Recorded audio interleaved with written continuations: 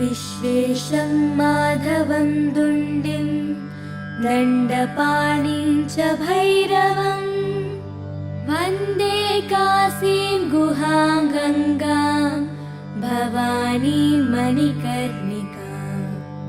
उत्तिष्ठ काशी भगवान् प्रभु विश्वनाथो गङ्गोर्मिसङ्गतिशुभैः परिभूषितोऽभ्यैः श्रीदुण्डिभैरवमुखैः सहितान्नपूर्णा। माता च वाञ्छति मुदा तव सुप्रभातम्। ब्रह्मा मुरारिस्त्रिपुरान्तकारिः भानुः शशी भूमिसुतो बुधश्च गुरुश्च शुक्रश्च निराहुकेतवः कुर्वन्तु सर्वे भुवि सुप्रभातम्। वाराणसी स्थित गजानन दुण्डिराजा तापत्रयापहरणे प्रथितः प्रभाव आनन्दकन्दलकुलप्रसवैकभूमे नित्यं समस्तजगतः कुरु सुप्रभातम्। ब्रह्मद्रवोपमितगाङ्गपयः प्रवाहैः पुण्यैः सदैव परिचुम्बितपादपद्मे मध्येऽखिलामरगणैः परिसेव्यमाने श्रीकाशिके कुरु सदा भुवि सुप्रभातम्। रत्नैरसङ्ख्यमठमन्दिरतीर्थकुण्डा प्रासादघट्टनिवहै विदुषाम्बरैश्च आवर्ण्ययस्यखिलविश्वमनांसि नित्यम् श्रीकाशिके कुरु सदा भुवि सुप्रभातम्। केवानरानुसुदियः कुदियो दियो वा वाञ्छन्ति नान्तसमये शरणं भवत्या। हे कोटिकोटिजनमुक्तिविधानदक्षे श्रीकाशिके कुरु सदा भुवि सुप्रभातम्। या देवैरसुरैर्मुनीन्द्रतनयैर्गन्धर्वयक्षोरगैः नागैर्भूतलवासिभिर्द्विजवरैः संसेविता सिद्धये। या गङ्गोत्तरवाहिनी परिसरे तीर्थैरसङ्ख्यैर्वृता सा काशी त्रिपुरारिराजनगरी देयात् सदा मङ्गलम्। तीर्थानां प्रवरा मनोरथकरी संसारपारापरा नन्दानन्दिगणेश्वरैरुपहिता देवैरशेषैस्तुता। या शम्भोर्मणिकुण्डलैककणिका विष्णोस्तपोदीर्घिका सेयं श्रीमणिकर्णिका भगवती देयात् सदा मङ्गलम्।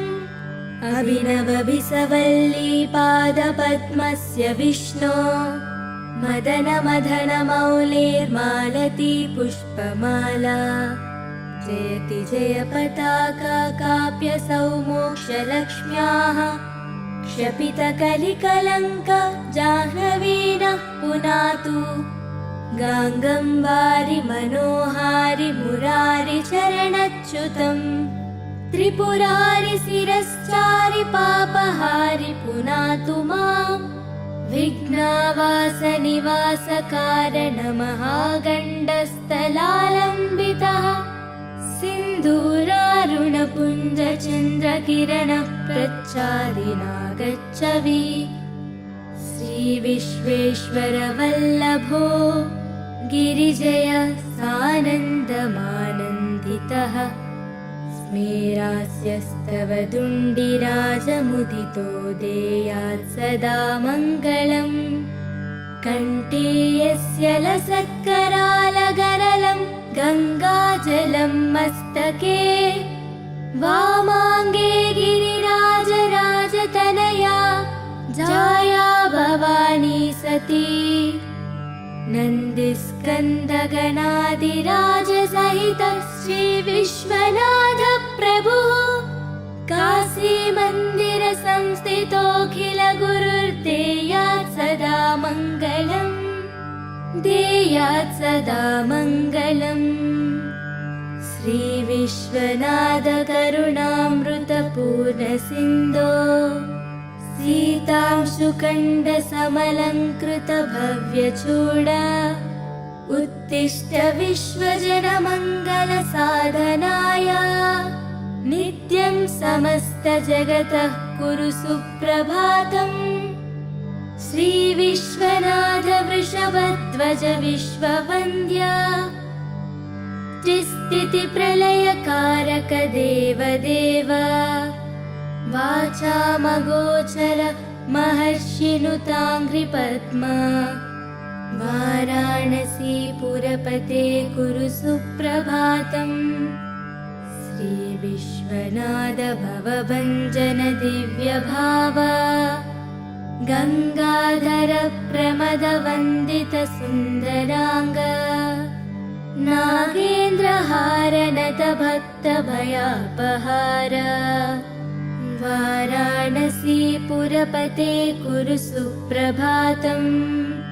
श्रीविश्वनाथ तव पादयुगं नमामि नित्यं तवैव शिवनाम हृदा स्मरामि वाचं तवैव यशसा नघभूषयामि वाराणसीपुरपते कुरु सुप्रभातम्। काशीनिवास मुनिसेवितपादपद्मा गङ्गाजलौघ परिषिक्त जटाकलाप अस्याखिलस्य जगतः सचराचरस्य वाराणसीपुरपते कुरु सुप्रभातम्। गङ्गाधराद्रितनया प्रियशान्तमूर्ते वेदान्तवेद्य सकलेश्वर विश्वमूर्ते कूटस्थ नित्यनिखिलागमगीतकीर्ते वाराणसीपुरपते कुरु सुप्रभातम्। विश्वं समस्तमिदमद्य घनान्धकारे मोहात्मके निपतितं जडतामुपेतं भासा विभास्य परया तदमोघशक्ते वाराणसीपुरपते कुरु सुप्रभातम्। सूनुः समस्तजनविघ्नविनाशदक्षो भार्यान्नदाननिरता विरतं जनेभ्यः ज्ञातः स्वयं च शिवकृत् सकलार्तिवाजा वाराणसीपुरपते कुरु सुप्रभातम्। येनो नमन्ति न जपन्ति न चामनन्ति नो वालपन्ति विलपन्ति निवेदयन्ति तेषामबोधशिशुतुल्यधियां नराणाम् वाराणसीपुरपते कुरु सुप्रभातम्। श्रीकण्ठकण्ठधृतपन्नगनीलकण्ठ सोत्कण्ठभक्तनिवहोपहितोपकण्ठ भस्माङ्गरागपरिशोभित सर्वदेह वाराणसीपुरपते कुरु सुप्रभातम्। श्रीपार्वती हृदय वल्लभ पञ्चवक्त्र श्रीनीलकण्ठ नृकपाल कलापमाल श्रीविश्वनाथ मृदु पङ्कज मञ्जपाद वाराणसीपुरपते कुरु सुप्रभातम्। दुग्धप्रवाह कमनीय तरङ्गभङ्गे पुण्यप्रवाह परिपावित भक्तसङ्गे नित्यं तपस्वी जनसेवित पादपद्मे गङ्गे गङ्गे शरण्य शिवदे कुरु सुप्रभातम्। आनन्दमानन्दवने वसन्तम् आनन्दकन्दं हतपापवृन्दम् वाराणसीनाथम् अनाथनाथम् श्रीविश्वनाथं शरणं प्रपद्ये श्रीविश्वनाथं शरणं प्रपद्ये श्रीविश्वनाथं शरणं प्रपद्ये।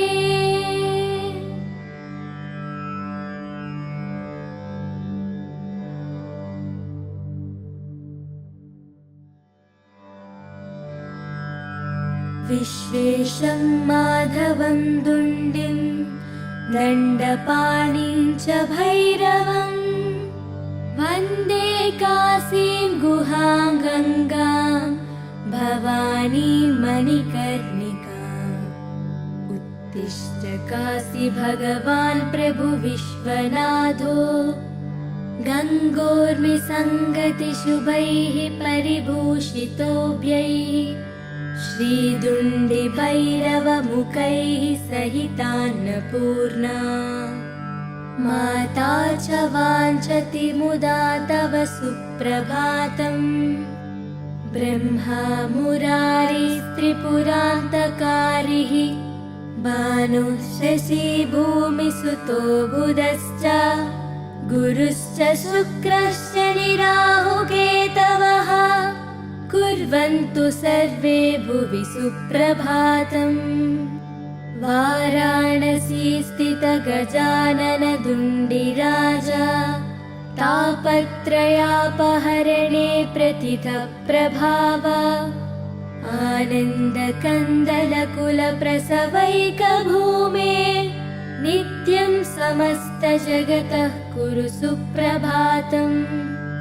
ब्रह्मद्रवोपमितगाङ्गपयः प्रवाहै पुण्यैः सदैव परिचुम्बितपादपद्मे मध्ये किलामरगणैः परिसेव्यमाने श्रीकाशिके कुरु सदा भुवि सुप्रभातम्। प्रत्नैरसङ्ख्यमठमन्दिरतीर्थकुण्ड प्रासादघट्टनिवहै विदुषाम्बरैश्च आवर्ण्ययस्यखिल विश्वमनांसि नित्यम् श्रीकाशिके कुरु सदा भुवि सुप्रभातम्। केवानरानुसुदियः कुदियो दियो वा वाञ्छन्ति नान्तसमये शरणं भवत्या। हे कोटिकोटिजनमुक्तिविधानदक्षे श्रीकाशिके कुरु सदा भुवि सुप्रभातम्। या देवैरसुरैर्मुनीन्द्रतनयैर्गन्धर्वयक्षोरगैः नागैर्भूतलवासिभिर्द्विजवरैः संसेविता सिद्धये। या गङ्गोत्तरवाहिनी परिसरे तीर्थैरसङ्ख्यैर्वृता सा काशी त्रिपुरारिराजनगरी देयात् सदा मङ्गलम्। तीर्थानां प्रवरा मनोरथकरी संसारपारापरा नन्दानन्दिगणेश्वरैरुपहिता देवैरशेषैस्तुता। या शम्भोर्मणिकुण्डलैककणिका विष्णोस्तपोदीर्घिका सेयं श्रीमणिकर्णिका भगवती देयात् सदा मङ्गलम्। अभिनवभिसवल्ली पादपद्मस्य विष्णो मदनमदनमौलेर्मालती पुष्पमाला जयति जय पताका काप्यसौ मोक्षलक्ष्म्याः क्षपितकलिकलङ्क जाह्नवीनः पुनातु गाङ्गं वारि मनोहारि मुरारि चरणच्युतम् त्रिपुरारि शिरश्चारि पापहारि पुनातु मां विघ्नावासनिवासकारणमहागण्डस्थलालम्बितः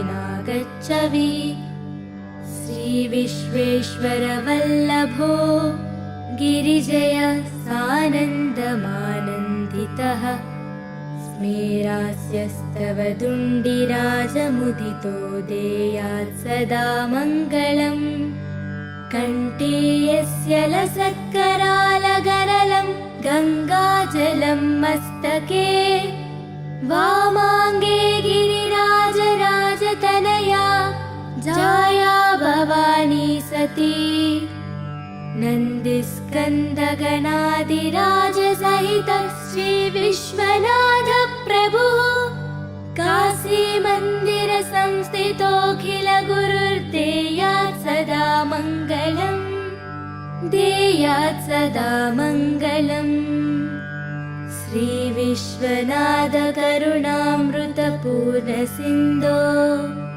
सीतांशुखण्डसमलङ्कृत भव्यचूड उत्तिष्ठ विश्वजनमङ्गलसाधनाय नित्यं समस्तजगतः कुरु सुप्रभातम् श्रीविश्वनाथ वृषभध्वज विश्ववन्द्य त्रिस्थितिप्रलयकारक देवदेव वाचामगोचर महर्षिनुताङ्घ्रिपद्मा वाराणसीपुरपते कुरु सुप्रभातम् श्रीविश्वनाथ भवभञ्जन दिव्यभाव गङ्गाधर प्रमदवन्दित सुन्दराङ्ग नागेन्द्रहारनत भक्तभयापहार वाराणसीपुरपते कुरु सुप्रभातम् श्रीविश्वनाथ तव पादयुगं नमामि नित्यं तवैव शिवनाम हृदा स्मरामि वाचं तवैव यशसा नघभूषयामि वाराणसीपुरपते कुरु सुप्रभातम् काशीनिवासमुनिसेवितपादपद्मा गङ्गाजलौघपरिषिक्तजटाकलाप अस्याखिलस्य जगतः सचराचरस्य वाराणसीपुरपते कुरु सुप्रभातम् गङ्गाधराद्रितनया प्रियशान्तमूर्ते वेदान्तवेद्य सकलेश्वर विश्वमूर्ते कूटस्थनित्यनिखिलागमगीतकीर्ते वाराणसीपुरपते कुरु सुप्रभातम् विश्वं समस्तमिदमद्य घनान्धकारे मोहात्मके निपतितं जडतामुपेतं भासा विभास्य परया तदमोघशक्ते वाराणसीपुरपते कुरु सुप्रभातम् सूनुः समस्तजनविघ्नविनाशदक्षो भार्यान्नदाननिरता विरतं जनेभ्यः ज्ञातः स्वयं च शिवकृत् सकलार्तिवाजा वाराणसीपुरपते कुरु सुप्रभातम् येनो नमन्ति न जपन्ति न चामनन्ति नो वालपन्ति विलपन्ति निवेदयन्ति तेषामबोधशिशुतुल्यधियां नराणाम् वाराणसीपुरपते कुरु सुप्रभातम् श्रीकण्ठकण्ठधृतपन्नगनीलकण्ठ सोत्कण्ठभक्तनिवहोपहितोपकण्ठ भस्माङ्गरागपरिशोभित सर्वदेह वाराणसीपुरपते कुरु सुप्रभातम्। श्रीपार्वती हृदयवल्लभ पञ्चवक्त्र श्रीनीलकण्ठ नृकपालकलापमाला श्रीविश्वनाथ मृदुपङ्कजमञ्जपाद वाराणसीपुरपते कुरु सुप्रभातम्। दुग्धप्रवाहकमनीयतरङ्गभङ्गे पुण्यप्रवाह परिपावित भक्तसङ्गे नित्यं तपस्वि जनसेवित पादपद्मे गङ्गे गङ्गे शरण्य शिवदे कुरु सुप्रभातम्। सानन्दमानन्दवने वसन्तम् आनन्दकन्दं हतपापवृन्दम् वाराणसीनाथम् अनाथनाथम् श्रीविश्वनाथं शरणं प्रपद्ये। श्रीविश्वनाथं शरणं प्रपद्ये। श्रीविश्वनाथं शरणं प्रपद्ये।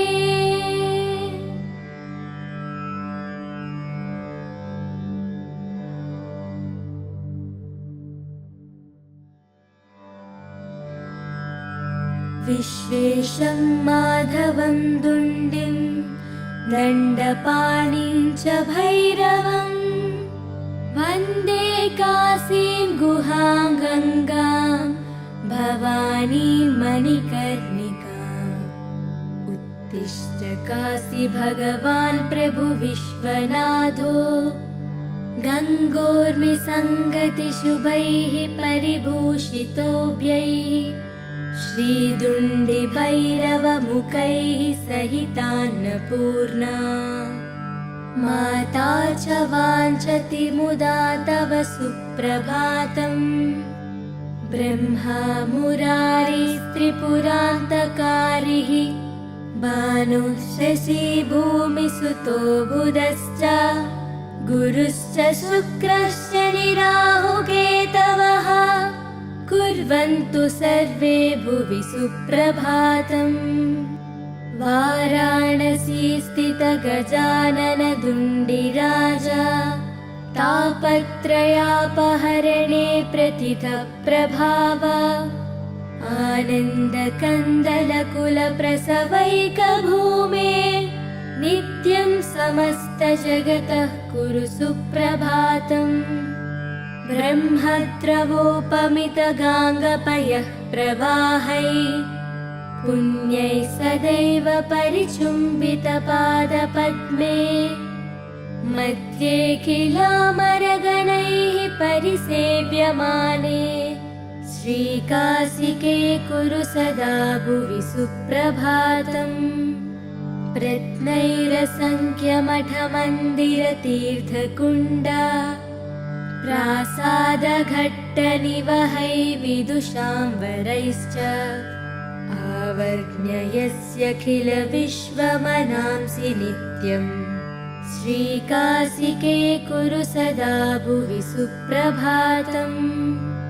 केवानरानुसुदियः कुदियो दियो वा वाञ्छन्ति नान्तसमये शरणं भवत्या।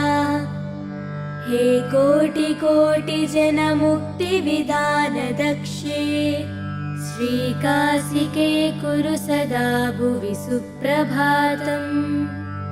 या देवैरसुरैर्मुनीन्द्रतनयैर्गन्धर्वयक्षोरगैः नागैर्भूतलवासिभिर्द्विजवरैः संसेविता सिद्धये। या गङ्गोत्तरवाहिनी परिसरे तीर्थैरसङ्ख्यैर्वृता सा काशी त्रिपुरारिराजनगरी देयात् सदा मङ्गलम्। तीर्थानां प्रवरा मनोरथकरी संसारपारापरा नन्दानन्दिगणेश्वरैरुपहिता देवैरशेषैस्तुता या शम्भोर्मणिकुण्डलैककणिका विष्णोस्तपोदीर्घिका सेयं श्रीमणिकर्णिका भगवती देयात् सदा मङ्गलम् अभिनवभिसवल्ली पादपद्मस्य विष्णो मदनमदनमौलेर्मालती पुष्पमाला जयति जय पताका काप्यसौ मोक्षलक्ष्म्याः क्षपितकलिकलङ्क जाह्नवीनः पुनातु गाङ्गं वारि मनोहारि मुरारि चरणच्युतम् त्रिपुरारि शिरश्चारि पापहारि पुनातु माम्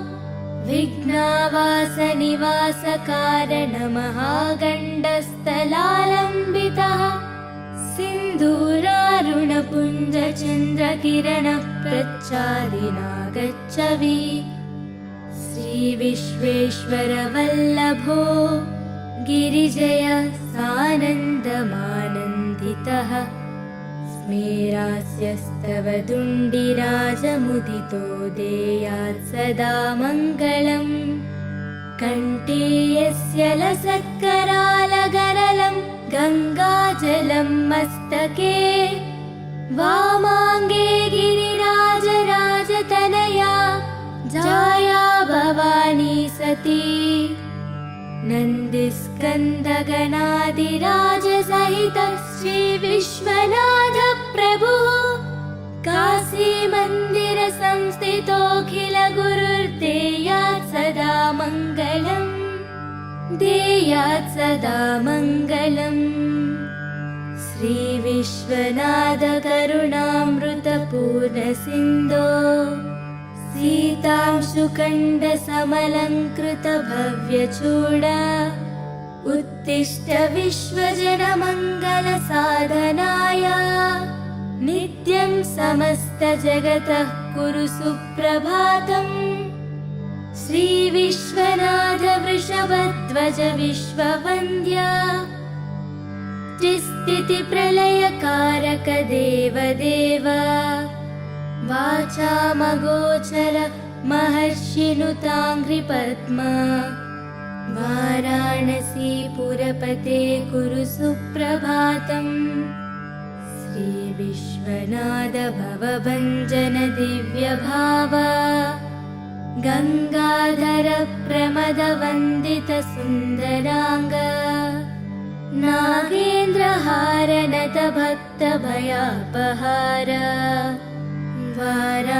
वाराणसीपुरपते कुरु सुप्रभातम् श्रीविश्वनाथ तव पादयुगं नमामि नित्यं तवैव शिवनाम हृदा स्मरामि वाचं तवैव यशसा नघभूषयामि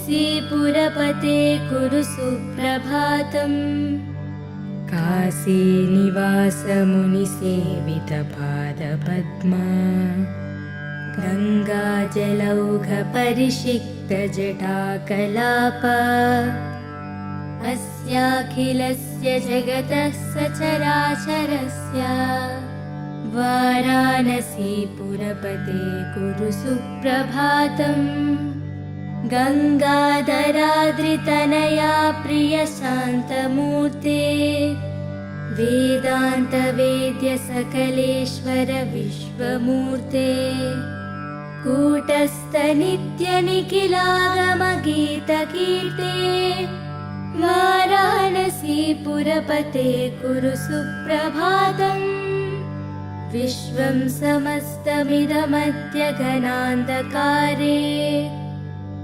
मोहात्मके निपतितं जडतामुपेतं भासा विभास्य परया तदमोघशक्ते वाराणसीपुरपते कुरु सुप्रभातम् सूनुः समस्तजनविघ्नविनाशदक्षो भार्यान्नदाननिरता विरतं जनेभ्यः ज्ञातः स्वयं च शिवकृत् सकलार्तिवाजा वाराणसीपुरपते कुरु सुप्रभातम्। येनो नमन्ति न जपन्ति न चामनन्ति, नो वालपन्ति विलपन्ति निवेदयन्ति, तेषामबोधशिशुतुल्यधियां नराणाम्। वाराणसीपुरपते कुरु सुप्रभातम्। श्रीकण्ठकण्ठधृतपन्नगनीलकण्ठ, सोत्कण्ठभक्तनिवहोपहितोपकण्ठ, भस्माङ्गरागपरिशोभित सर्वदेह, वाराणसीपुरपते कुरु सुप्रभातम्। श्रीपार्वती हृदयवल्लभ पञ्चवक्त्र, श्रीनीलकण्ठ नृकपालकलापमाल, श्रीविश्वनाथ मृदुपङ्कजमञ्जपाद, वाराणसीपुरपते कुरु सुप्रभातम्। दुग्धप्रवाहकमनीयतरङ्गभङ्गे, पुण्यप्रवाह परिपावित भक्तसङ्गे, नित्यं तपस्वि जनसेवित पादपद्मे गङ्गे, गङ्गे शरण्य शिवदे कुरु सुप्रभातम्। सानन्दमानन्दवने वसन्तम्, आनन्दकन्दं हतपापवृन्दम्, वाराणसीनाथम् अनाथनाथम्, श्रीविश्वनाथं शरणं प्रपद्ये, श्रीविश्वनाथं शरणं प्रपद्ये, श्रीविश्वनाथं शरणं प्रपद्ये।